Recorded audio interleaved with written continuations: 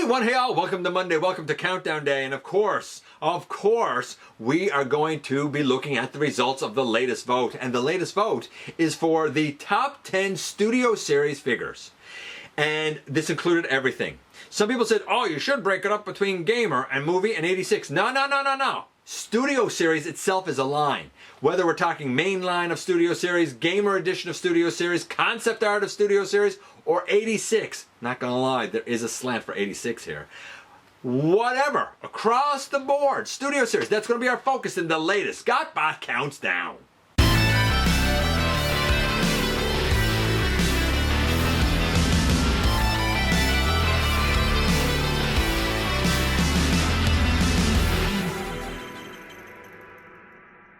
Oh, I'm both excited and nervous for this one. I've been avoiding this for 4 years for one simple reason, because we all know that I'm going to have to discuss that hot rod, and we all know how I feel about it. But, whoo, what a round of voting. What a round of voting. What an interesting list. Not just an interesting list, interesting honorable mentions, and even after the fact, some interesting ones that only had a couple of votes as well. Our honorable mentions first and foremost include 1, 2, 3, 4, 5, 6. They include 86 Wreck-Gar, excellent motorcycle mold. They include 86 Swoop, which is fantastic. Not perfect, but fantastic. 86 Nah. I always hear people saying about that army builder and how it's so hard to get Sharkticons, and right now I find it so strange because the Titans Return, you almost couldn't find them. Even the Cyberverse, you almost couldn't find them. But right now I know of 1, 2, 3, 4, 5 Nas that are just around and haven't been bought. It's very strange. I don't need them. I got my trio of the 86 Nah 4 or 5 years ago whenever they first came out now, but that Nah is fantastic. 86 Slag, 86 Snarl. So a lot of the 86 Dinobots were honorable mentions. And not for nothing, but a lot of people that are fans of the Fallen, the live action Fallen, say, man, the Studio Series one is pretty much perfect. Weird alt mode, but the Fallen always had a weird alt mode. They really speak to the articulation being top notch on the 86 Fallen. So the Dinobots, Nah, Wreck-Gar and the Fallen. Swoop, Slag, Snarl, Nah, Wreck-Gar and the Fallen. That's your honorable mentions. They did not have enough to make the list. So who did, what did? You know what we're going to do. We're going to do as we always do and kick things off with number 10 first. Coming in at number 10, we go to Studio Series 86 and Scourge, or Scourge if you prefer that pronunciation of it, and Fracas, or Fracas. Okay, admittedly, Fracas didn't come with him at all. This is just a customized Titan Master. And you know what, not for nothing, I just wanted him to have Fracas with him, or Fracas, as you prefer. This is the Scourge coloration. There is, of course, the Sweep coloration. And not for nothing, we had the deluxe one back in 2010, I think, and that turned into like a stealth bomber. That was a great version of Scourge. Then we had the Titans Return one that was pretty great, but it was still a deluxe and felt a little less than when you put it next to Kingdom Cyclonus and Leader Galvatron. Or even back then, the Combiner Wars, Voyager Cyclonus, and the Titans Return Leader are Voyager Galvatron. You had 2 Voyagers even then, and a deluxe. I think that this is the mainline version of this character that we've always been waiting for. I'm sure that there are many MP and MP alike versions for those collectors, but us mainline collectors, none of them actually fit scale-wise, so we've always been left a little lackluster until now. Yes, a great big backpack, but Scourge is supposed to have a big backpack. The curvature, the roundedness of the robot mode is pretty much idyllic. The head sculpt, the collar, the face, the facial hair, the boots, all of it, absolutely quintessentially perfect for Scourge. And guess what? Not for nothing, but if your thoughts are that the shades and hues of blues here are not quite right, then yay you! You can get the Sweep coloration that uses slightly tweaked colors and make that into your Scourge. As a matter of fact, I said way back when that I might use one of those as Scourge and use this guy and another one like this as Sweeps. I can't remember if that's exactly what I did. Now I'm not sure what I got up there. I do have a trio, and one is different than the others, right? With one of them being Scourge and the other 2 being Sweeps. I love this mold. Absolutely love it. This has the mass of a Voyager. It has the articulation, the modern day articulation and design, high parts count, and while you would think he's nothing more than a shell former, and he is a big shell former, there's a lot more going on in the torso here than you would first suspect. Scourge, fantastic. It takes the number 10 slot. Coming in at number 9, we have this. That's right, it is Studio Series Devastator. The Revenge of the Fallen Devastator. I would bet that eventually, if we were to revisit this some years down the road, I'm willing to bet that the impending 86 Devastator will probably usurp this position. I could be wrong. I gotta be honest though, I've never actually handled the Studio Series Devastator. I have handled the Aoi Mech version, which is adapted from this, of course, and that's quite good. It's impressive, especially for the individual Constructicons, as weird as some of them are. When you put them together, it is quite a hodgepodge, and I do find the articulation somewhat lacking. But I'll give credit where credit is due. It is big, it is imposing, it displays really well, and if you're a movie fan, this is definitely the movie Devastator to have. The articulation, you can work around it. I feel like the connections are generally quite solid once he's together. He's a hefty, chunky boy. And you know what? Enough fans like this version of Revenge of the Fallen Devastator by Studio Series that it was able to take the number 9 slot. 8 takes us to the live action movies and Rise of the Beast with Optimus Primal. This is fantastic. When I done the review on this, I was blown away. Yes, we're supposed to get an ape-link version that's going to have a more kind of spiky prime head. Probably going to have some different detail out here, a bit of a different gorilla head, but it's going to be based on this mold, undoubtedly. This was a leader class, and honestly, I don't know if I'm going to get the ape-link and replace this, or just use this as my ape-link, to be honest with you. But in gorilla mode, it has all the articulation that you could possibly want to have. Yes, he can stand up straight. Yes, he can go over. Even the head, like, goes out straight. So, like, if you want to, like, bring the legs up and the feet kind of forward here and, like, have him, you know, down, dragging his knuckles, he can do all that. If you want him stood up, he can do all that. Great transformation. The robot mode, second to none. The articulation is fantastic. The sculpted in detail all over the body. It's excellent. I understand that a lot of people skipped it, but don't, because if you have, you're missing out. If you don't get this, get the ape-link, because it's an excellent, excellent mold. I agree with the fans on this one. Yes, Rise of the Beast Optimus Primal takes the number 8 slot. Number 7 is this. That's right, it is the Age of Extinction version of Grimlock. And of course we know that this Grimlock came out in Studio Series quite early and was re-released fairly recently, last year I believe, as part of the buzzworthy Bumblebee line. And not for nothing, if you're doing a movie version of Grimlock, and when Age of Extinction came out, we had a Voyager version and we had a Leader Class version. And both were neat, both were good, but neither looked like him on the screen. It wasn't spiky enough, it wasn't monochromatic enough, really, and it wasn't detailed enough. Enter Studio Series, and not for nothing, while this it won't be the Grimlock for everyone. If it is the Grimlock for you, and if you're into that movie aesthetic and you are into the movie Grimlock, then this is definitely the way to go. The transformation, from what I hear, is quite smooth and intuitive, yet involved when you do it. The articulation is second to none, and only improved with the addition of an add-on kit. While not necessary, it can help things that are already fantastic. So whether you're talking about the stock version of the 07, people call it 07 Grimlock, but I mean it's the Age of Extinction Grimlock. Whether we're talking about the stock version that comes in package or the version that has some add-on parts added to it, man oh man, even I got to admit, while it's not my Grimlock, the dude sure has a presence on the shelf in a display and is imposing. This is a fantastic version of movie Grimlock, and it takes the number 7 slot.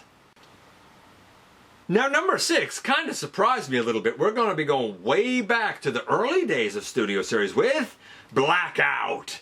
Yeah, I love this. Now, not for nothing, I think if I was going to vote for this guy, I think I would actually vote for the Grinder over this one. The only reason being because that one has different hands that kind of give him wrist rotation. This guy is stuck with the kind of gorilla arm thing because his hand is like facing this way all the time. You can't turn it. Like, it's facing this way all the time. You can't really turn it to the side. Now there is an upgrade kit, I think from DNA Design, where you can change it. I did not get that. But I know that these were altered for the Grindor. That said, this is fantastic. The size and imposing nature of the helicopter mode is bonkers. Having the little Scorponok on the back is cool. Shockingly, with all this kibble here, there's a ton of articulation. So much sculpted in detail. An insane transformation that is very involved, but also very rewarding. This guy wins across the board. All he needed was the hands the Grinder had. And you know what? Fixing those hands, this is every bit an impressive leader class offering. Yeah, Blackout. Badass is the only way to describe it, and he takes the number 6 slot. And now a hush falls over the crowd because we've reached the ever-coveted, ever-popular halfway mark. And at the halfway mark, we go back to 86 with Brawn. Not for nothing, I had to get a lot of voters to identify which Brawn they were voting for, because we also have the Bumblebee movie Brawn, right? Which is fantastic, and it had its share of votes. Not enough to rank, but it did have its share of votes. This guy had tons. And I get it. Tons of paint, excellent articulation other than no wrist, a fun transformation, granted in Jeep mode. I don't like that the sides where the Jeep doors should be are obviously not doors and robot kibble. Same problem we have with the Hound, same problem we have with the Tortoise. You know, it is what it is, right? But looking at this, like, it's obviously Brawn. Come on, right down to the silver kneecaps. I wish that the orange used on these joints wasn't orange. Same up here in the body. But the imperfections on this are quite minor. Great transformation, decent articulation, and a quintessential look. The right shade of green. Like, I love the Titan's Return, but the shade of green was wrong. The right shade of orangey yellow. The right head sculpt. The right face. The right blaster. The right everything. Brawn, Studio Series 86, takes the number 5 slot. Now, number 4 is a little bit of a strange one, though it is renowned for being absolutely fantastic, and it's this. Concept art Megatron. Of course, the front of this Megatron is designed and based on some unused models intended, I believe, for the Bumblebee movie. The alt modes, the sides of the guy, the back of the guy, they were all free to be designed because those designs didn't exist. That's my understanding.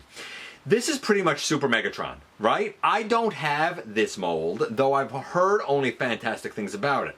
I don't have it because I have Super Megatron, and I was like, I kind of don't need to double dip.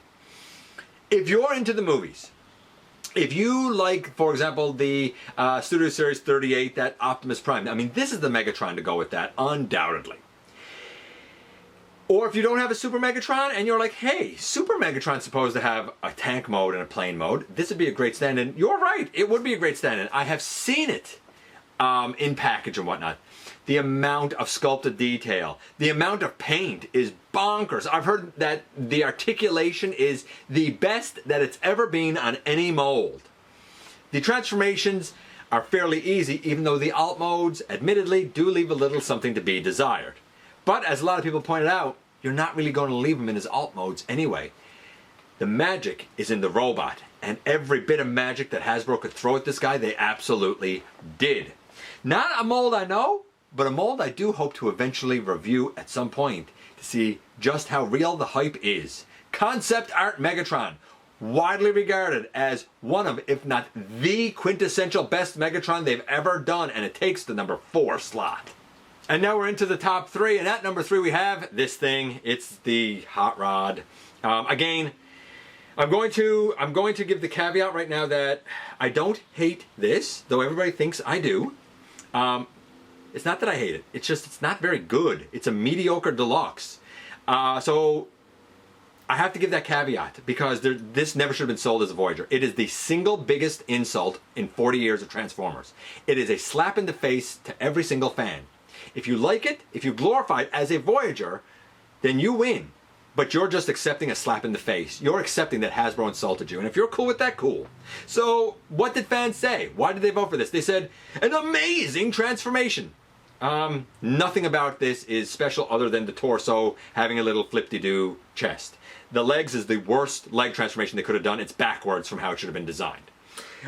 Super accurate. It would be if the joints, if any of the joints were the right color, if the spoiler was down a little lower, if we had a black outline around the chest, you know, if the gray on his face was lighter and on his hands was lighter, if this maroon was silver, black, gunmetal gray, I mean, okay, if it's the right color to you, cool. Accurate in vehicle mode, except the hood is too short. I don't know, like, I understand that people love this. I get that it's popular, but I see nothing here but a slap in the face and an insult. It should have been a deluxe. It's not. It's popular. Popular enough that it was able to take the number 3 slot. I don't understand why. Now, number 2 I did review, and it is fantastic, even if not quite for me, and it's this guy. That's right, it is Studio Series 86 Ultra Magnus. And it's excellent. It's really excellent. The transformation, other than trying to collapse the knees, I find that a little bit of a nuisance, something I had to get used to. Other than that, the transformation's phenomenal. The look is pretty quintessentially Ultra Magnus, other than the miscolored hinges on the side of the chest, and there may have been one other thing. And the only other imperfection for this mold that I can point out is that when you swing the arm back, it starts to do the transformation. There should have been something along the shoulder on the back that kind of locked it in. Very minor gripes for what is widely regarded, and understandably so, as the best 86 Magnus, like the best movie Magnus, the best G1 Magnus. My Magnus, of course, is the Combiner Wars one with upgraded parts, but even then, I have like 2 upgrade kits on the Combiner Wars one. But even then, I acknowledge that he is still stylized. If you're going for G1 accuracy, boy oh boy, it's hard to go wrong with Studio Series Ultra Magnus. And even if you're just looking for the right Magnus for you, even my advice now would probably be to go for this guy. Studio Series 86 Ultra Magnus. A success across the board, and he takes the number 2 slot. And man, oh man, what a wild list. We had the Hot Rod. We know I don't understand why anybody likes that. We know that the Primal is excellent. We had the Devi on it from the live action movie. We had 86 Scourge. He was a bit of a dark horse. Didn't expect him, but now we're at the very tippy top. The best of the best. The question was the number 1 best Studio Series offering. And this one won by a clear margin of 82 votes. That was the margin between number 2 and number 1. And Magnus is nothing to laugh at, but number 1 clearly 86 Grimlock. This is the best Grimlock I've ever handled. It's infinitely better than the very shaky, janky, not very fun, not very good Masterpiece. It has more articulation than the Power of the Primes. It absolutely captures the look of the cartoon. This is perfect, honestly. And with the addition of a couple of add-on kits and the addition of this sword that came with 86 Swoop, I can't find a fault in this. And you know what? Neither could several voters. 86 Grimlock, the very best of the best for Studio Series. And he takes the number 1 slot. And there we've gone from 10 down to 1 once again, and not for nothing, we had a lot of other ones on here. The Rise of the Beast, Optimus Prime, which I think was 102. That was buzzworthy. That's going to be getting its own release as well. The Rise of the Beast Bumblebee, the Dark of the Moon Bumblebee, the Bumblebee movie Bumblebee. Can't stand any of those molds. Hate them all. Studio Series 92 Crosshairs had some votes. Hey, that was a nice one. Gamer Edition Starscream, Coronation Starscream, Spike Witwicky, Noah Diaz, the Bumblebee movie RC, which I think was actually 85. 86 RC had votes. KSI Sentry, Sentinel Prime, yeah, I forgot about Sentinel Prime. Overload, one of the Constructicons. The Dark of the Moon Shockwave, the Bumblebee movie Shockwave, Studio Series EX Takara Nemesis Prime, the 86 Blaster, the upcoming 86 Optimus Prime Cogman. Cogman, yes, he got re-released and recolored and redecoed in the 86 line. Love Cogman. That was a great mold. Studio Series 46 Dropkick had some votes. Bumblebee movie Ironhide.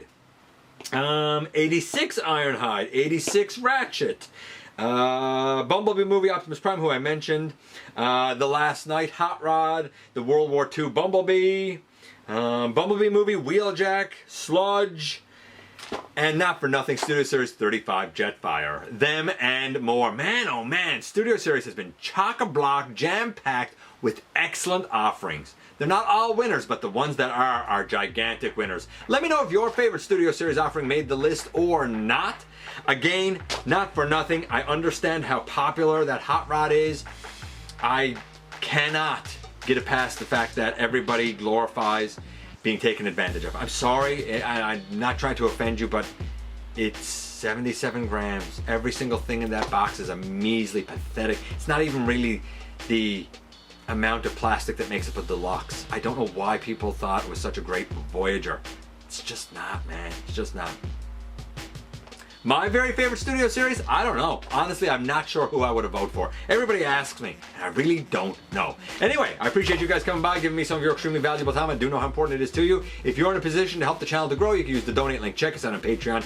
See what we have to offer to you through Spring, or of course, hit the join button at any given time and become a channel member. While you are at it, hit the subscribe button, stick around, have some fun with us here on the channel, and don't forget that somehow, some way, each and every single solitary day, you right there, you do make a difference in the world. And I look forward to the next time that you and I get together to have another visit, either in the live streams on Thursday nights, at the stop motion premieres, or the old fashioned way right here inside the videos.